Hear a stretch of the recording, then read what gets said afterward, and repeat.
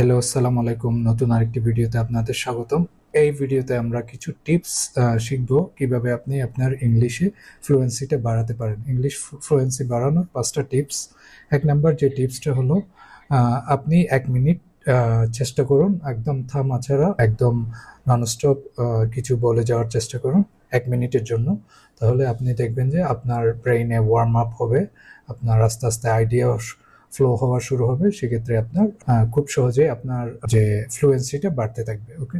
২ number যে টিপসটা, একটা প্যারাগ্রাফ আপনি জোরে জোরে পড়তে পারেন। এর ফলে আপনার উচ্চারণ এবং মাউথ মুভমেন্ট যা ইমপ্রুভ হবে।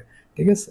৩ নাম্বার যে টিপসটা হলো একজন নেটিভ স্পিকারের মতো রিপিট করে বলতে পারেন, তাহলে আপনার ফ্লুয়েন্সিটা বাড়তে পারে। সো ন্যাচারাল ইন্টোনেশন, একজন নেটিভ স্পিকার কিভাবে ফ্লুয়েন্টলি কথা বলতেছে ওইটা আপনি রিপিট করার চেষ্টা করেন। ৪ নাম্বার যে টিপসটা আমি বলতে পারি, নিজের ভয়েসটা আপনি রেকর্ড করেন, নিজের ভুলগুলা দেখেন এবং আপনি যতই ভয়েস রেকর্ড করবেন তত এবং আপনার যে ভুলগুলো আপনি ধরতে পারবেন, এগুলাতে যতই কাজ করবেন ততই আপনার ফ্লুয়েন্সিটা বাড়তে থাকবে।